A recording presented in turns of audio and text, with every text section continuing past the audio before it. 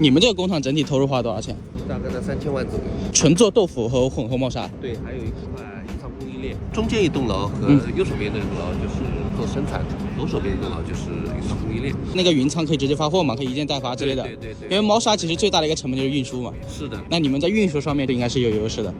对，我们本身在漯河建这个猫砂厂，也是看中了当地的一个物流的优势。原材料就地取材嘛，我们主要用的一些黄豆渣或者带白渣，目前大部分是用的是商会的带白渣，离这边大概也就在3公里以内。现在你们的产能有多少？1个小时灯，一年可以做3万灯吧。现在做猫砂好做吗？因为香港猫砂好卷。我们的上游其实也很卷，像那个豆渣的话，原来2000多，现在都4000多、5000多的都有。其实对。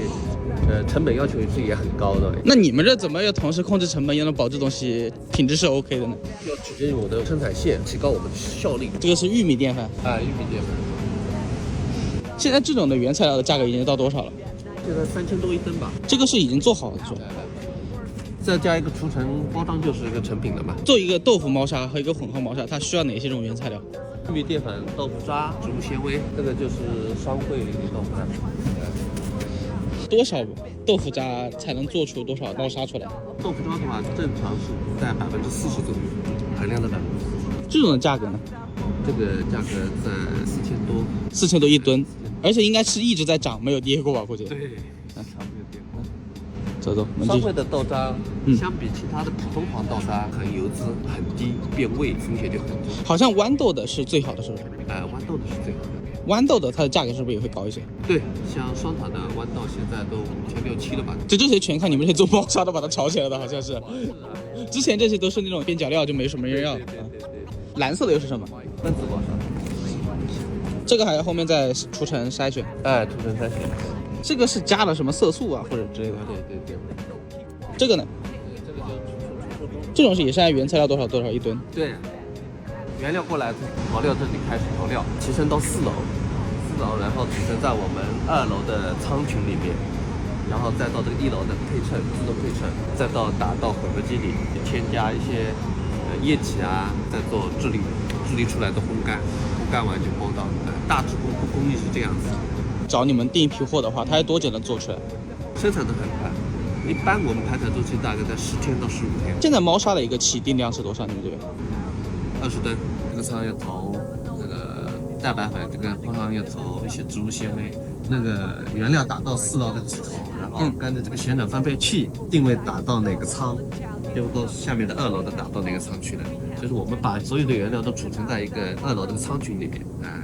我们这条生产线按照饲料生产的规模去建的。猫砂的话，它的工艺区分到底是在哪里？猫砂如果都条形化的工艺都是一样的。你们这么大个工厂，大概需要多少人员呢？生产的人大概20人左右，前端的只要在3个人就 OK 了。那这个自动化就很高。对，我们的原料称以后它可以达到很多种的阶梯器，都是液气称自动添加的。所有的原料从这个旋转分配器打到我这个仓群，里面有10个仓，储存了10种原料。这是我们添加小料的一些那个防腐剂啊，都是食品的。所以它的储存罐用的都是不锈钢的，这种配料的是吧？猫砂它的一个好坏跟它这个在制作工艺的时候哪些是有关联的？首先从智力成型的是至关重要的，决定了它的基本的性能。成品完了以后，它要做到一些除尘，我们这个除尘也做到了5道除尘，在包装袋里面，它的含粉率是相当低的。中控室发指令以后，把所有的原料称重以后，储存到刚刚的混合机，然后再打到2楼。1楼就是智力烘干，成品打包一个东西。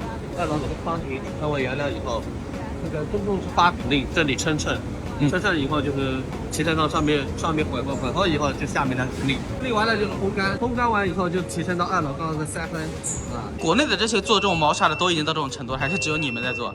目前的话，国内也就2、3家是这样在做自动化程度比较高的，所有的都是中控数据，一个品牌方的配方全部储存在这个电脑里，接到这个他的订单，我就要把它这个配方调出来。怎么样去看一个猫砂的好与坏？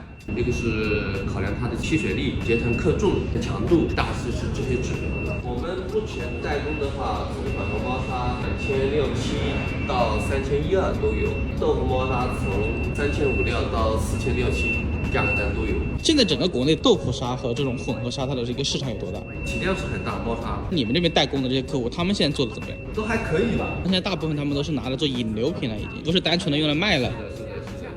所以对我们工厂压力也比较大。你们现在会遇到哪些问题？价格问题。品牌方要求你们不断降低成本，但是呢，原料成本又在一直变高。对。它跟这些猫砂的又有什么不一样？它是颗粒状，不是条形砂，它比较轻。那它的运输的那个快递成本就会低一些。但是它的制造成本高，豆腐渣含量比较高。他们怎么做出差异化呢？豆腐砂它又有3-4种颜色起来，里面的那个盆土也有3-4种。那这种都是让品牌方自己去研究。对，因为我们主要是做豆腐砂为主，我们会给品牌方推一个相对性价比比较高的一个。这个是什么猫砂？艾草猫砂。里面添加了艾绒它可以防臭、除虫灭菌。很多东西都可以基于猫砂这个载体加各种各样的，加什么它就变成什么猫砂。这一款就是沙气果猫砂，做出来就是这个灰色的。它沙气果砂它有天然落性，它的综合猫尿除臭有一个抑菌的作用。豆腐猫砂从直径来看有1.5直径，有1.8，有2.0直径的，还有3.0的。那么还有一种是功能性猫砂，沙气果艾草猫砂，添加一些功能性原料，等于是丰富了一个猫砂的一个除臭的功能。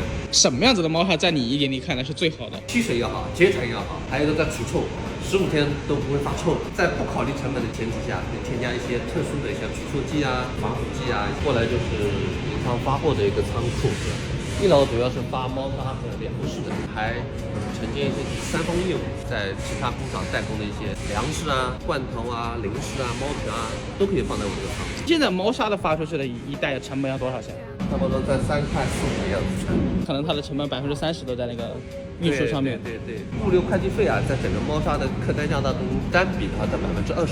现在做豆腐猫砂还能做吗？可以做如果你建议品牌方的话，怎么做会好做一些？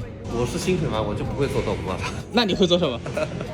做粮食。做猫砂应该大部分都是基于它原本已经有流量的情况下去做会好一些，看谁的获客成本更低一些了。是的。你们现在代工多少品牌？大概10几家。这几个都还是比较大一点的。对，大一点的。为什么这些品牌会选择找你们合作？首先硬件条件也比较好，标准化、自动化程度也相当高，对整个生产工艺的把控也比较好。2个大类，一个是豆腐砂，一个是混合猫砂，但这里其实还有分很多小类。那这些它们有什么不一样的区别？市场上有5合14合1的混合猫砂，所以就是豆腐猫砂和盆土猫砂混合以后再添加一些除臭功能性的东西。这里哪些会比较做的多一些？江小橙子做的多一点，混合猫砂和豆腐猫砂都有。他们的卖点是什么？因为可能市场上大家都会觉得，猫砂好像都差不多，那为什么他们就会卖的比较好一些？除臭，在生产过程当中，我们可以给它做一个定制化的一个工艺，加一些除臭剂。除臭剂也有分不同样的是吧？对，化学除臭剂一些植物提起的一些生物酶益生菌都有。哪些除臭剂会比较受欢迎的？你们这边代工客户使用多一些的？市场上都有，我们现在还是用的一个成分化学的一个除臭剂比较多一点。像现在河北他们一些地方能把那猫砂都做到2000块钱一吨，这种成品的猫砂。那你们的猫砂为什么单价还是这么高？原材料上肯定有区别。打个比方说吧，我们用的那个豆腐渣，像商会的代白工厂的一些副材料，首先它大工厂的副材料不管是生产工艺和采购原料的一个品控控制都是相当高的。它的豆渣下来以后，它都不落地，得过夜、隔夜。直接拿到这边隔壁的烘干厂去烘干了，然后你们再拿过来就直接加工了。它的豆渣和普通的黄豆渣不一样的，为什么？它是萃取大豆里面的蛋白以后的一个豆渣，豆渣里面它的含蛋白、含油脂是相当低的，变味的这个风险就是很低的。你知道这个含蛋白以后，时间长了容易就是发霉变质。所以好的猫砂和差的猫砂就是确实可以闻得出来。市场上主流的这些豆腐猫砂都会有一点奶香味，因为它要掩盖那个。对，掩盖一些那个豆腥味、豆渣味。我们用这个蛋白渣和这个豌豆渣做的，我们也自己试验过的，不添加一些奶香味的香精，没有一点异味。